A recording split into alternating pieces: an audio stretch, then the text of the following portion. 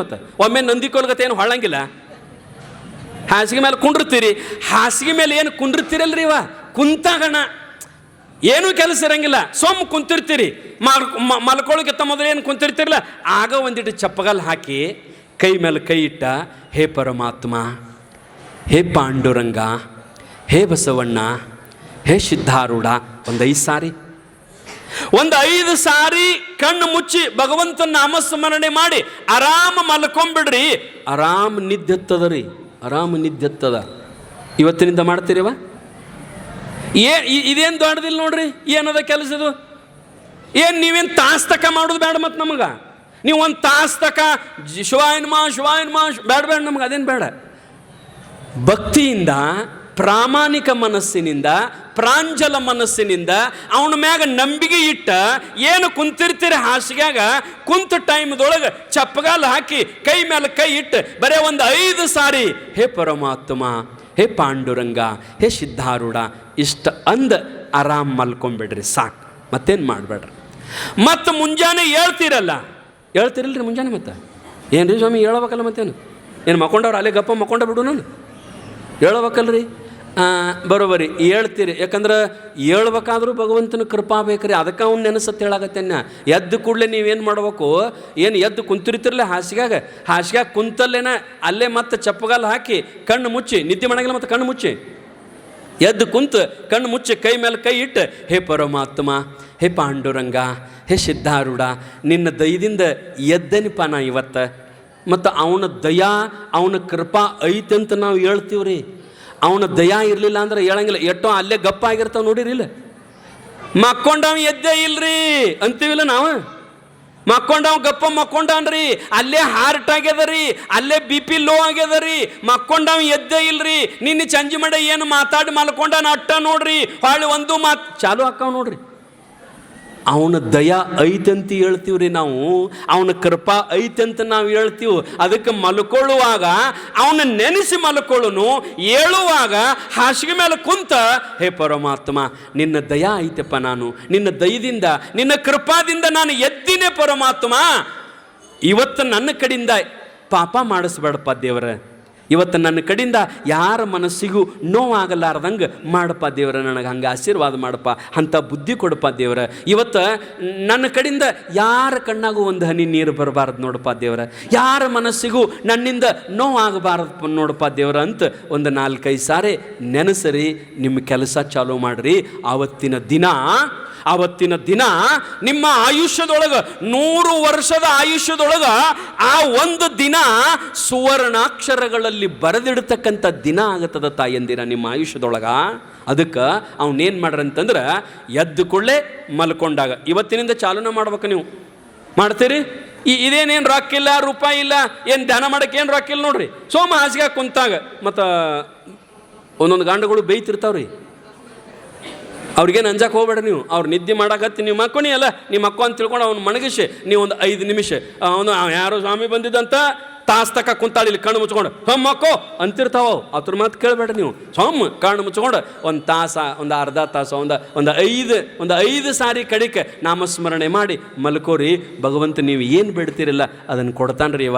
ಆ ರೀತಿಯೊಳಗೆ ನಮ್ಮ ದಿನನಿತ್ಯದ ಬದುಕು ಎದರಿಂದ ಪ್ರಾರಂಭ ಆಗ್ಬೇಕಂದ್ರೆ ಭಗವಂತನ ನಾಮಸ್ಮರಣೆಯಿಂದ ಪ್ರಾರಂಭ ಆಗಬೇಕು. ಎದ್ದು ಕೂಡಲೇ ಮಣಿ ಮುಂದಿನ ಕಸ ಹೊಡಿತೀಯಲ್ಲ ಇವ, ಎದ್ದು ಕೂಡಲೇ ರಾಜಾಂಗಳ ಕಸ ಹೊಡಿತೀಯಲ್ಲ, ಕಸ ಹೊಡೆಯುವಾಗ ಬೈಕೋ ಅಂತ ಕಸ ಹೊಡಿಬೇಡ. ಮುಂಜಾನೆ ಎದ್ದು ಕೂಡಲೇ ಏಳುವಾಗ ಗಂಡನ ಬೈಕೋ ಅಂತ ಹೇಳ್ಬೇಡ, ಮಕ್ಕಳನ್ನ ಬೈಕೋ ಅಂತ ಹೇಳ್ಬೇಡ. ಅಲ್ಲ, ದಿನನಿತ್ಯದ ಬದುಕು ನಮ್ಮದು ಬೈಗಳದಿಂದ ಚಾಲೂ ಆಗಬಾರ್ದು. ದಿನನಿತ್ಯದ ಬದುಕು ನಮ್ಮದು ದ್ವೇಷದಿಂದ ಪ್ರಾರಂಭ ಆಗಬಾರದು. ಒಬ್ಬೊಬ್ರು ನೋಡ್ಬೇಕು, ಕಸ ಹೊಡ್ಕೊಂತ ಹೊರಗೆ ಬೈತಿರ್ತಾರೆ. ಏನು ಎಲ್ಲ ನನಗ ಅದ, ನಾನೇ ಮಾಡಿ ಸಾಯ್ಬೇಕು, ನಾನೇ ಕಸ ಹೊಡಿಬೇಕು, ಮಲ್ಕೊಂಡಾಳ ನೋಡು, ಏನು ಬಾಂಡೆ ಅಂತಾಳ, ಏನು ನೀರು ಅಂತಾಳ ಅಂತ ಬೈಕೋ ಅಂತ ಹೇಳ್ತಿರ್ತೀವಲ್ಲ ಇವ. ಬೈಬೇಡ್ರಿ. ನಿಮ್ಗೆ ಗೊತ್ತಿರ್ಬೇಕು, ಯಾವ ಮನೆಗೆ ಬಡತನ ಬರ್ತದಂದ್ರೆ, ಯಾವ ಮನೆಯ ಹೆಣ್ಣು ಮಗಳು ಸೂರ್ಯ ಏಳುಕ್ಕಿಂತ ಮೊದಲು ಏಳ್ಬೇಕು. ಸೂರ್ಯ ಎದ್ದ ಮೇಲತ್ತು ಯಾವ ಹೆಣ್ಮಗಳು ಹೇಳ್ತಾಳ ಆ ಮನೆಯೊಳಗೆ ಬಡತನ ಕಾಲು ಮುರ್ಕೊಂಡು ಬೀಳ್ತದೆ. ಯಾವ ಮನಿಯೊಳಗೆ ಹೆಣ್ಮಗಳು ಬೈಕೋಂತ ಹೇಳ್ತಾಳ ಆ ಮನಿಯೊಳಗೆ ಬಡತನ ಕಾಲ ಮುರ್ಕೊಂಡು ಬೀಳ್ತದ. ಯಾವ ಮನಿಯೊಳಗೆ ಹೆಣ್ಣು ಮಗಳು ದ್ವೇಷವನ್ನು ಸಾಧಿಸ್ತಾಳ ಆ ಮನಿಯೊಳಗೆ ಬಡತನ ಕಾಲ ಮುರ್ಕೊಂಡು ಬೀಳ್ತದ. ಒಂದು 5 ಕೆಲಸ ನೀವು ಇವತ್ತರನ್ನ ಮಾಡಿರಿ ಅಂದ್ರೆ ನಿಮ್ಮ ಮನಿಯೊಳಗೆ ಬಡತನ ಎಂದೂ ತಪ್ಪಂಗಿಲ್ಲ ಅಂತ. ಇವನ್ನ ಹೇಳು ಎಚ್ಚರದಿಂದ ಇರ್ಬೇಕು. ನೀವು ಎದ್ದ ಕೂಡಲೇ ಬೈಕೋಂತ ಹೇಳ್ಬೇಡ್ರಿ.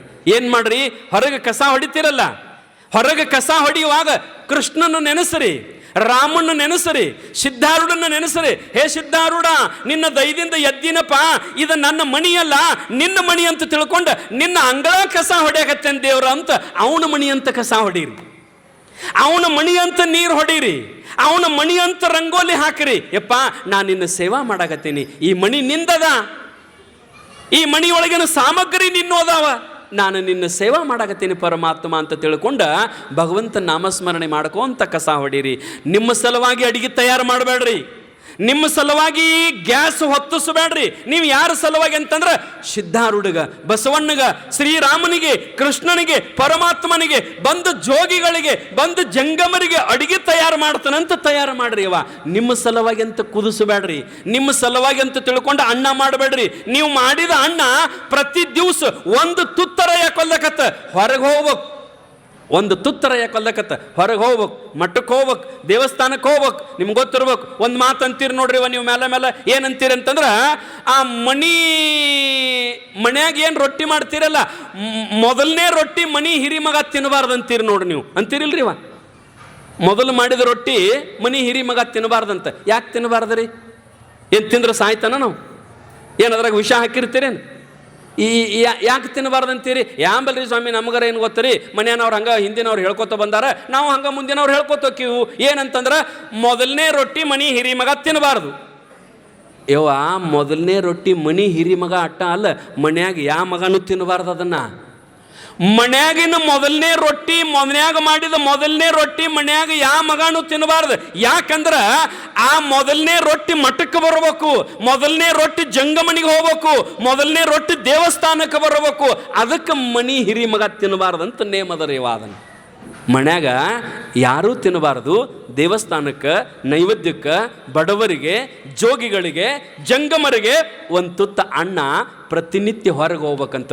ಭಗವದ್ಗೀತಾದೊಳಗೆ ಪರಮಾತ್ಮ ಬರಿತಾನ, ಒಂದು ತುತ್ತ ದಿವಸಕ್ಕೆ ಅನ್ನ ಮಾಡ್ಲಾರ್ದ ನಾವ ತಿಂದಿವಂದ್ರೆ ಅದು ಅನ್ನ ತಿಂದಂಗಲ್ಲ, ಪಾಪ ತಿಂದಂಗಂತ ಬರೀತಾರೆ. ಯಾರು? ಕೃಷ್ಣ ಪರಮಾತ್ಮ ಭಗವದ್ಗೀತೆಯೊಳಗೆ. ಅದಕ್ಕೆ ನಮ್ಮ ಪೂರ್ವಜರೆಲ್ಲ ಹಾಕೊಂಡು ಬಂದಾರ ನೋಡ್ರಿ. ಏನ ನಮ್ಮ ಮನ್ಯಾಗ ಹೆಣ್ಮಕ್ಳು ಭಾಳ ಶಾನ್ಯಾರ, ಅದ್ರ ಸಂಬಂಧ ಏನು ಮಾಡ್ತಾರಂದ್ರೆ, ಒಂದಿಟ್ಟು ಏನಾರ ಪಲ್ಯ ಮಾಡಿದ್ರೆ, ಯಾರ್ದಾರ ಒಂದು ಬಾಂಡೆ ಇತ್ತಂದ್ರೆ ಅದ್ರಾಗ ಪಲ್ಯ ಹಾಕಿ ಓದ್ ಕೊಟ್ಟಬಾರ್ದು. ಒಂದು ಬಿಸಿ ರೊಟ್ಟಿ ಮಾಡಿಲ್ಲ ಅಂದ್ರೆ ಮತ್ತೊಬ್ಬರ ಮನೆಗೆ ಓದ್ ಕೊಟ್ಟಬಾರ್ದು. ಒಂದಿಟ್ಟು ಇಡ್ಲಿ ಮಾಡಿದ್ರೆ ಅವ್ರ ಮನೆಗೆ ಓದ್ ಕೊಟ್ಟಬಾರ್ದು. ಒಂದಿಟ್ಟು ದ್ವಾಸೆ ಮಾಡಿದ್ರೆ ಹಾಕಿ ಇವ್ರ ಮನೆಗೆ ಓದ್ ಕೊಟ್ಟು. ಯಾಕಂದ್ರೆ ಇನ್ನೊಬ್ಬರ ಮನೆಗೆ ಕೊಟ್ಟ ನಾವು ತಿನ್ಬೇಕಂತ್ರಿ. ಅದು ದಾನದ, ಅದು ಧರ್ಮದ, ಅದು ಪುಣ್ಯ ಅದ.